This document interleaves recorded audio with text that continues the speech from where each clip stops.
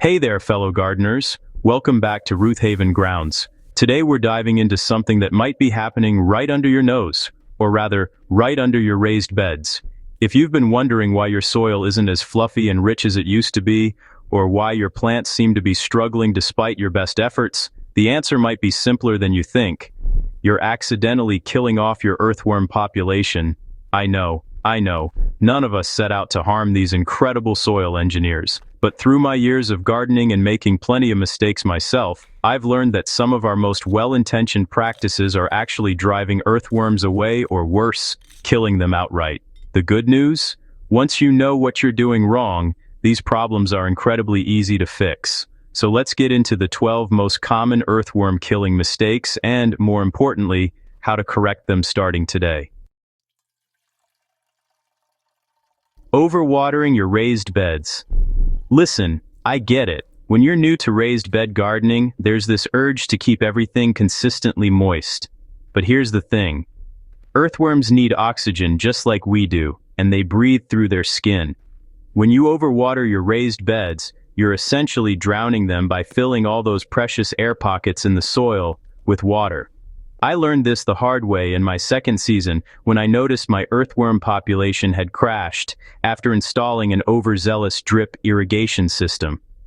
The soil was constantly saturated and the worms simply couldn't survive.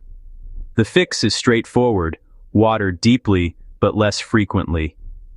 Your raised beds should feel moist when you stick your finger 2 inches down, but never soggy. Most established plants only need watering every 2 to 3 days, depending on your climate. Give your soil time to breathe between waterings, and your earthworms will thank you. Using fresh, uncomposted manure. This mistake almost cost me an entire raised bed full of earthworms. Fresh manure, whether it's from chickens, horses, or cows, generates incredible heat as it breaks down. We're talking temperatures that can reach 140 degrees Fahrenheit or higher. Earthworms can't tolerate anything above about 85 degrees, so fresh manure is basically a death sentence for them. Beyond the heat issue, fresh manure also contains high levels of ammonia and salts that are toxic to earthworms. Always, and I mean always, let your manure compost for at least 6 months before adding it to your raised beds. Properly aged manure is dark, crumbly, and doesn't smell offensive. That's when it becomes earthworm gold instead of earthworm poison. Applying synthetic fertilizers heavily.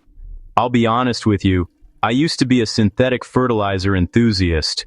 Quick results, easy application. What's not to love? Well, turns out earthworms hate the stuff. Synthetic fertilizers, especially those high in nitrogen, dramatically increase the salt content in your soil. Earthworms are extremely sensitive to salt, and even moderate levels can damage their delicate skin, dehydrate them, and ultimately kill them. The solution that transformed my gardens was switching to organic fertilizers and focusing on building soil health naturally. Compost, worm castings, fish emulsion, and organic amendments release nutrients slowly and actually feed your earthworm population instead of harming it. Your plants might take a bit longer to show results, but your soil ecosystem will be infinitely healthier in the long run. On the flip side of overwatering, allowing your raised beds to become bone dry is equally devastating to earthworms. These creatures are made up of about 80% water, and they need consistently moist conditions to survive. When soil dries out completely, earthworms either burrow deep down trying to find moisture, leave your beds entirely, or simply die. I monitor soil moisture by checking it daily during hot weather and maintaining a thick mulch layer on all my raised beds. This mulch acts like a protective blanket, keeping moisture in and preventing those dramatic dry-out cycles. If you've been guilty of letting your beds get too dry, start checking them more frequently and consider installing a simple moisture meter. They're inexpensive and can save your earthworm population. When I first started building raised beds, I almost made this critical mistake. Pressure-treated lumber seems like the perfect choice because it's rot-resistant and long-lasting, right? Wrong. Most pressure-treated wood contains chemicals like copper azole or alkaline copper quaternary that leach into your soil over time. These chemicals are designed to kill organisms, and guess what? Earthworms are organisms. Even if the treated wood is labeled as safe for garden use, I personally don't risk it. I've switched to using untreated cedar, redwood, or composite materials specifically designed for organic gardening. Yes, untreated wood doesn't last as long, but I'd rather replace boards every 7 to 10 years than slowly poison my soil and everything living in it. Here's a mistake that sneaks up on a lot of gardeners, including me. Many of us know that adding lime raises soil pH, which can be beneficial for certain plants. What we don't always realize is that earthworms prefer slightly acidic to neutral soil conditions, typically between 6.0 and 7.0 pH. When you add excessive lime or wood ash, you can push your soil too alkaline, creating an environment where earthworms struggle to survive. The same goes for wood ash, which I used to spread liberally on my beds every spring from our fireplace. Wood ash is highly alkaline and can spike your pH rapidly. Now I test my soil pH annually and only adjust it when necessary. If you need to raise pH, do it gradually and monitor the results. Your earthworms need that balanced environment to thrive. Disturbing the soil too frequently. Yeah, this was probably my biggest mistake for the first few years of raised bed gardening. I was constantly tilling, turning, and disrupting my soil, thinking I was helping it stay loose and aerated. But in reality, I was destroying earthworm tunnels, breaking up their cocoons, and, well, even killing worms directly with my garden fork. Earthworms create an incredible network of tunnels that naturally aerate your soil and improve drainage. When you constantly disturb this system, you're really undoing all their hard work and stressing them out tremendously. These days, I've adopted a no-dig approach in my raised beds, only gently turning the top inch or two when planting. This allows the earthworm population to establish and do what they do best without my interference. Trust me, once you stop overworking your soil, you'll see the earthworm population explode. Using chemical pesticides and herbicides, even if you're not directly spraying your raised beds, pesticide drift and residue from nearby applications can devastate earthworm populations. Many common pesticides, especially those containing neonicotinoids or carbamates, are highly toxic to earthworms. These chemicals can persist in the soil for weeks or even months. I've completely eliminated synthetic pesticides from my gardening practice, and honestly, it's made a world of difference. Instead, I use integrated pest management techniques, companion planting, and organic controls when absolutely necessary. The earthworm population in my beds has increased dramatically since making this switch, and, interestingly, my pest problems have actually decreased because I now have a more balanced ecosystem.